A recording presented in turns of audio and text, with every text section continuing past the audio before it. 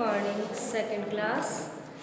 आज जो हम चैप्टर शुरू करने जा रहे हैं वो है आपका इंग्लिश फर्स्ट का lesson 7 God is one. God is one का मतलब क्या हुआ कि ईश्वर एक है। गॉड मीन्स तो आप सभी जानते हैं, गॉड मतलब भगवान, और वन मीन्स एक। तो इसी से रिलेटेड एक कहानी है इसमें शुरू में, उसके द्वारा आपको समझाने की कोशिश की जाएगी। इस लेसन के वर्ड मीनिंग में यहाँ पे केवल मैंने 5 लिखे हैं, क्योंकि जो ब्लैक बोर्ड हमारा छोटा है और बाकी के मीनिंग आप अपनी बुक में से कर सकते हैं। हिंट मैंने आपको थोड़ा दिया है। जो मैं चैप्टर पढ़ाऊँगी, जो वर्ड्स हैं वो इसमें आएंगे, उनके मीनिंग आप साथ के साथ नोट कर सकते हैं। एक हिंट देने के लिए एक छोटी सी स्टोरी दी हुई है इसमें। There were 2 friends in a village. एक गांव में 2 मित्र रहते थे, सोहन एंड मोहन। उनके नाम क्या थे? सोहन और मोहन नाम के 2 मित्र एक गांव में रहते थे। Sohan was rich and Mohan was poor. Sohan कैसा था? रिच मीन्स अमीर और पुअर मीन्स गरीब। सोहन अमीर था और मोहन बेचारा गरीब था, यानी उसके पास धन की कमी थी। Sohan believed in God too much. Sohan जो है वो ईश्वर में बहुत विश्वास करता था। बिलीव्ड यानी विश्वास, ईश्वर को मानता था, भगवान है, सब कुछ वही देने वाले हैं, बहुत भक्त था वो। He used to go to the temple every day and offer expensive things to God. वह हमेशा नियम बनाया हुआ था, उसने हमेशा मंदिर में जाता था, ईश्वर की पूजा करता था और बहुत सारी कीमती चीज़ें ईश्वर पर वो चढ़ाया करता था और उनकी आराधना किया करता था। He also gave huge amounts in charity to the Brahmans. और जितना उसके पास धन था उसमें से काफ़ी बड़ी राशि, बहुत बड़ा धन राशि वो ब्राह्मणों को चैरिटी यानी दान में दे देता था। He always tried to make his money double in any ways. वह हमेशा इस कोशिश में लगा रहता था कि उसका जो धन है वो किसी भी तरह डबल हो जाए। यानी मेरे पास आज एक मकान है तो 2 हो जाए, मेरे पास आज 100 रुपये हैं तो 200 हो जाए, यानी वो अपने मनी को डबल करने के चक्कर में हमेशा लगा रहता था। Mohan was a simple person. लेकिन जो उसका मित्र था मोहन, वो एक साधारण व्यक्ति था, बिल्कुल सिंपल लिविंग उसकी थी, कोई बनावट नहीं, कोई दिखावा नहीं। He also believed in God but never went to the temple. वह भी ईश्वर में विश्वास रखता था, वह भी मानता था भगवान है, वह भी मानता था ईश्वर है, सबकी हेल्प करता है ईश्वर, सबकी देखभाल करता है, लेकिन वो कभी मंदिर नहीं जाता था। जैसे सोहन क्या था, मंदिर जाता था, डेली नियम था उसका, लेकिन मोहन कभी मंदिर नहीं गया और एनी सच रिलीजियस प्लेसेस, और किसी भी धार्मिक स्थान पर नहीं गया। केवल मंदिर ही नहीं, किसी भी धार्मिक स्थान पर जैसे यात्रा के लिए चले जाते हैं ना, दर्शनों के लिए, वो कभी नहीं गया। नॉर ही ऑफर्ड एनी चैरिटी, और ना ही उसने कभी भी कोई दान दिया। किसको? और टू ब्राह्मण, ना तो उसने किसी धार्मिक स्थल पर, मंदिरों में, धार्मिक स्थलों पर कोई दान दिया और ना ही उसने कभी ब्राह्मणों को दान दिया। But always help needy person.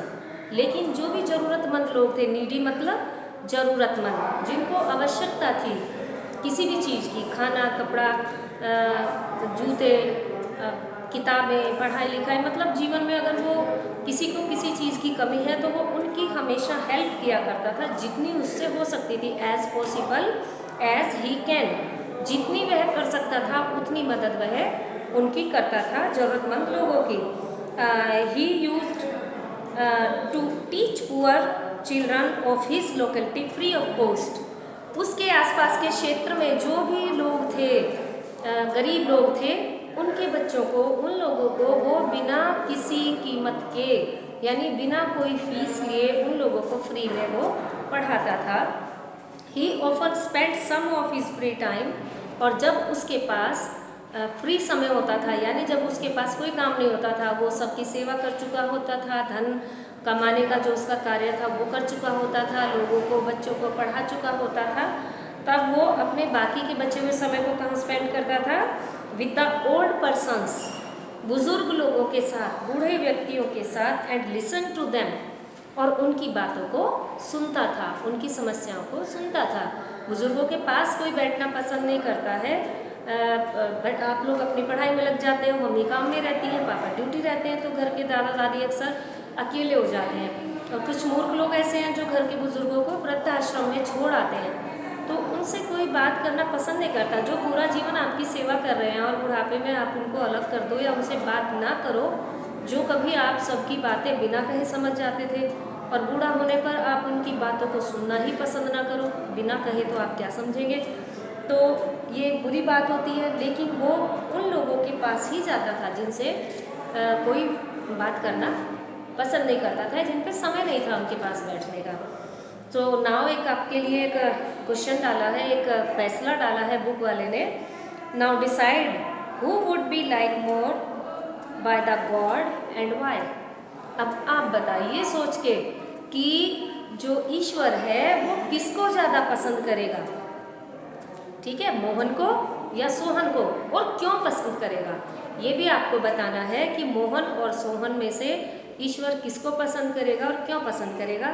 Story आपने सुनी है, थोड़ा सोचें, मम्मी के साथ पापा के साथ बैठ के विचार विमर्श करें और फिर अपने ओपिनियंस लिख कर रखें। आंसर तो मैं कराऊंगी, लेकिन आप मैच करना कि क्या आपके ओपिनियन मेरी आंसर से मैच करते हैं, ठीक है। अब हम इस चैप्टर को पढ़ेंगे, थोड़ा सा पढ़ेंगे क्योंकि स्टोरी काफ़ी लंबी हो गई है। God is one means there is only one God. God is one का मतलब है, गॉड किसको कहते हैं, भगवान को, ईश्वर को, है ना। हम ईश्वर कहते हैं, कोई अल्लाह कहता है, कोई गुरु कहता है, और कोई उनको ईसा मसीह के गॉड के नाम से जानता है, लॉर्ड के नाम से जानता है, वाहे गुरु कहते हैं। तो ईश्वर क्या है, एक है। इसका मतलब क्या है कि भगवान एक है, किसी का भी ईश्वर अलग नहीं है। Means there is only one God. इसका मतलब यह है कि पूरी दुनिया में केवल एक ही भगवान है। There is no separate God of Hindus, Muslim, Sikhs and Christians. हिंदू, मुस्लिम, सिख, ईसाई किसी का भी अलग भगवान नहीं है, एक ही भगवान है सबका। ऑल प्रे, सभी प्रार्थना करते हैं। रिस्पेक्ट, रिस्पेक्ट मीन्स सम्मान, सभी सम्मान करते हैं किसका, ईश्वर का। And love the same God, और एक ही ईश्वर से सब प्रेम करते हैं। गॉड एक ही ईश्वर है जो हम सब से प्रेम करता है, और हम सब जिससे प्रेम करते हैं वो भी एक ही भगवान है। There is only one supreme power in the whole universe. Universe means ब्रह्मांड, हमारा पाताल, भूमि के नीचे और भूमि के ऊपर और आकाश में जितनी भी चीज़ें हैं, उन सब का मालिक, उन सब की सुपर पावर एक ही है। सुप्रीम पावर वो एक ही महाशक्ति है पूरे यूनिवर्स में। This supreme power is the God. और ये सुप्रीम पावर कौन है, यही ईश्वर है। हम कहते हैं ना भगवान कौन है, वो सुप्रीम पावर जिसने पूरी यूनिवर्स को कंट्रोल किया हुआ है, जो सबकी देखभाल करता है, सबकी आवश्यकताओं को समझता है, वही गॉड है। He controls the whole universe, पूरे ब्रह्मांड को नियंत्रित करता है। कंट्रोल मीन्स नियंत्रित करता है। The sun, the water and the wind are all under his control. सूर्य है, पानी है, वायु है, सब उसी के नियंत्रण में है, उसी की इच्छा से कार्य करते हैं। He regulates the life of all living things.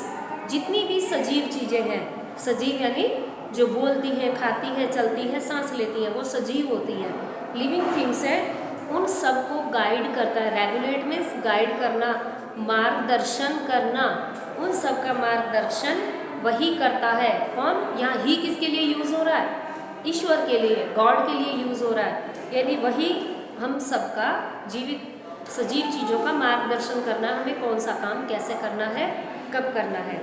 All human beings, जितने भी मनुष्य हैं पृथ्वी पर, स्त्री हैं, पुरुष हैं, बूढ़े हैं, जवान हैं, बच्चे हैं, काले गोरे मोटे पत्ते, जितने भी ह्यूमन बींग्स हैं और जितने भी एनिमल्स हैं, चाहे वो वाटर के हैं, चाहे वो लैंड के हैं, चाहे वो बर्ड्स हैं आकाश में उड़ने वाले, और प्लांट्स हैं, जितने भी पेड़ पौधे हैं, घास से लेकर बड़े ट्रीज तक, एंड इंसेक्ट्स, जीव जंतु, छोटे से छोटा जीव प्राणी, चींटी से लेके हाथी तक सभी, और मक्खी, मच्छर, जो भी है, कुछ चीज़ें हमें नज़र आती हैं, सजीव हैं, लेकिन हमें नज़र नहीं आती है, कुछ ऐसी हैं, कुछ ऐसी हम देख लेते हैं। वो सभी चीज़ें ईश्वर की कृपा से ही जिंदा रहती हैं और ईश्वर की ही इच्छा से वो मरती हैं। अपनी इच्छा से वो कुछ नहीं कर सकते हैं। He is the father of all of us, वह हम सबका पिता है। हम सबको जन्म किसने दिया है? ईश्वर ने ही तो दिया है। चलिए यहीं तक करेंगे। जो हार्ड वर्ड आपको लगे हैं, मेरे ख्याल से तो कोई हार्ड वर्ड ऐसा आया नहीं है, फिर भी लगे तो आप व्हाट्सएप पे मुझसे पूछ सकते हैं। और नेक्स्ट वीडियो में इस चैप्टर को हम कंटिन्यू करेंगे। और वो बच्चे ध्यान से सुने भाई, जिन बच्चों ने अभी तक टेस्ट नहीं दिया है, चल गया था लेकिन एग्ज़ाम भी नहीं दिया है कुछ बच्चों ने, तो जो बच्चे एग्ज़ाम नहीं दिया है जिन्होंने हाफ ईयरली का, उन बच्चों को बता दिया जा रहा है वीडियो के माध्यम से भी, और मैसेज भी आप लोगों के पास आएगा कि वो बच्चे अगली क्लास में प्रमोट नहीं होंगे। जब आप पढ़ ही नहीं रहे हो, जब आप एग्ज़ाम ही नहीं दे रहे हो, तो रिज़ल्ट किस चीज़ का बनेगा? ठीक है। और अगर किसी वजह से मान लीजिए कोई पेपर देना चाहता था लेकिन किसी कारण से नहीं दे पाया, फ़ोन की प्रॉब्लम या कोई परेशानी है, बीमारी है, तो उनके गार्जियन प्लीज़ स्कूल में आके कांटेक्ट करें। और अगर बच्चे को प्रमोट कराना है तो नेक्स्ट एग्ज़ाम तो देना पड़ेगा ही। अगर आपको अगली क्लास में जाना है तो आगे जो टेस्ट या एग्ज़ाम होंगे वो तो आप देंगे ही, प्लस आपको हाफ ईयरली का मेडिकल भी सबमिट करना पड़ेगा स्कूल में, तभी आपको अगली क्लास में प्रमोट किया जाएगा। ठीक है, वरना आपका पूरा 1 साल खराब हो जाएगा। आप फिर उसी पीछे वाली क्लास में यानी इसी सेकंड क्लास में रहेंगे और आपके जो फ्रेंड्स हैं वो आगे थर्ड क्लास में प्रमोट हो जाएंगे। इसलिए आप इस वीडियो को अपने गार्जियन को भी दिखाएं और आप भी देखें और डिस्कस करें आपको इसी क्लास में रहना है या अगली क्लास में जाना है। किसी भी माध्यम से आप स्कूल में आके कांटेक्ट करें। कुछ गार्जियन तो ये पीटीएम में आए ही नहीं, नंबर ही नहीं लेने आए, बताओ, जिन्होंने एग्ज़ाम दिया वो भी नहीं आए। तो भाई क्या वैल्यू नहीं है आपकी नज़र में एग्ज़ाम की कोई भी है? नंबर लेने तो आना चाहिए था। हम लोग आ सकते हैं, हम पे भी जिम्मेदारी है, घर का काम करके आते हैं, तो आप लोग क्यों नहीं आ सकते हो? थोड़ा समय बच्चों के लिए निकालिए, आकर हमसे संपर्क करिए, जिससे कि हम आगे की प्लानिंग को अच्छे से कर सकें। Thank you.